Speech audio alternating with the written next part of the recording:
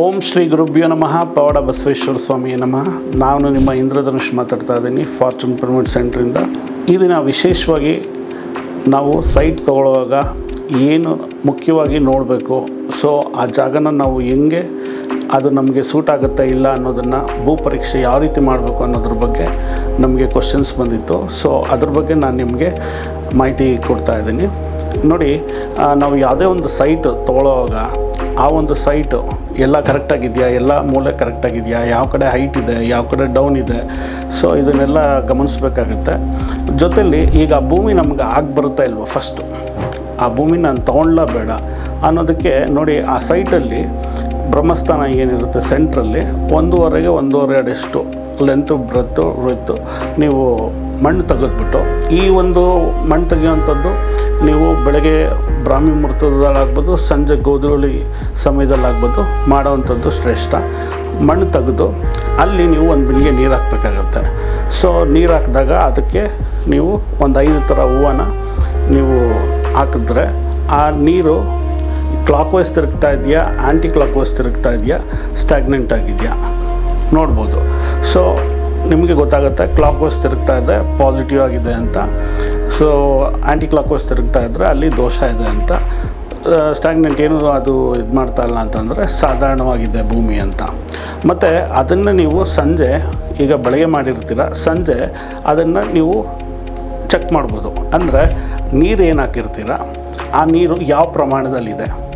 ಅಂದರೆ ಈಗ ಒಂದು ಬಿಂದಿಗೆ ಹಾಕಿದರೆ ಅಲ್ಲಿ ಡ್ರೈ ಆಗಿಬಿಟ್ಟು ಸ್ವಲ್ಪ ನೀರಿತ್ತು ಅಂದ್ಕೊಳ್ಳಿ, ನೀರು ಇನ್ನೂ ಕಾಣಿಸ್ತಾ ಇದೆ ಅಂತಂದರೆ ಅದು ಒಳ್ಳೆ ಫಲವತ್ತಾದ ಭೂಮಿ, ಚೆನ್ನಾಗಿದೆ ಅಂತ. ಅಲ್ಲಿ ಏನಾದರೂ ಬುರದೆ ಥರ ಇತ್ತು, ಸ್ವಲ್ಪ ಕ್ರ್ಯಾಕ್ ಬಿಟ್ಟಿತ್ತು, ಬುರದೆ ಥರ ಇತ್ತು ಅಂತಂದಾಗ ಸಾಧಾರಣವಾಗಿದೆ. ಫುಲ್ಲೆಲ್ಲ ಕ್ರ್ಯಾಕ್ ಬಿಟ್ಬಿಟ್ಟು ಫುಲ್ಲು ಡ್ರೈ ಆಗಿಬಿಟ್ಟಿದೆ ಅಂತಂದಾಗ ಅದು ಚೆನ್ನಾಗಿಲ್ಲ. ಸೊ ಅದು ವಾಸಕ್ಕೆ ಯೋಗವಲ್ಲ, ಅದು ದೋಷಪೂರಿತವಾಗಿದೆ ಅಂತ. ಮತ್ತು ಅದ್ರ ಜೊತೆಯಲ್ಲಿ ಈಗ ಮಣ್ಣು ಏನು ತೆಗ್ದಿದ್ರಿ ನೀವು, ಆ ಮಣ್ಣನ್ನು ಮುಚ್ಚಬೇಕಾಗತ್ತೆ. ಮುಚ್ಚಿದಾಗ ಅಲ್ಲಿ ನಿಮಗೆ ಇನ್ನೂ ಸ್ವಲ್ಪ ಹೆಚ್ಚಿಗೆ ಮಣ್ಣು ಅದ್ರ ಫುಲ್ಲಾಗಿ ಬಂತು ಅಂತಂದಾಗ ಅದು ತುಂಬ ಒಳ್ಳೆ ಭೂಮಿ. ಇಲ್ಲ ಅದು ನಾವು ಎಷ್ಟು ತೆಗ್ದಿದ್ದರೆ ಅಷ್ಟು ಕರೆಕ್ಟಾಗಿ ಸಾಕಾಯಿತು ಅನ್ನೋದಾದರೆ ಸಾಧಾರಣವಾಗಿದೆ. ಇಲ್ಲ ಇನ್ನೂ ಸ್ವಲ್ಪ ಮಣ್ಣು ಬೇಕಾಗುತ್ತೆ, ಮಣ್ಣು ಸಾಕಾಗ್ತಾ ಇಲ್ಲ ಅಂತಂದರೆ ಅದು ದೋಷಪೂರಿತವಾಗಿದೆ ಅಂಥೇಳಿ ಅದನ್ನು ಕೂಡ ನೀವು ಡಿಸೈಡ್ ಮಾಡ್ಬೋದು.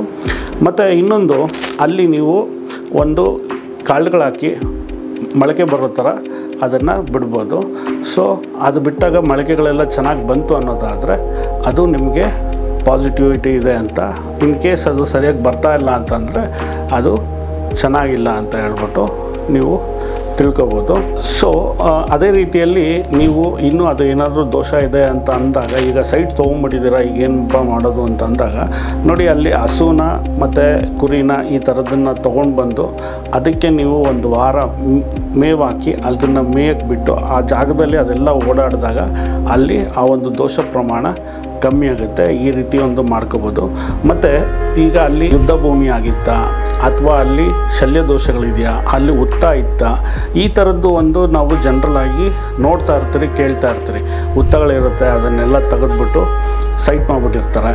ಸೊ ಆ ಒಂದು ಇದ್ದಾಗ ಅಲ್ಲಿ ದೋಷ ಇದ್ದಾಗ ಅದನ್ನು ನಾವು ಒಂದು ಭೂಮಿ ಪೂಜೆ ಮಾಡುವಾಗ ಶಂಕುಸ್ಥಾಪನೆ ಮಾಡೋ ಮುಖಾಂತರ ನಾವು ಆ ಒಂದು ಜಾಗನ ಎನರ್ಜೈಸ್ ಮಾಡ್ಬೋದು.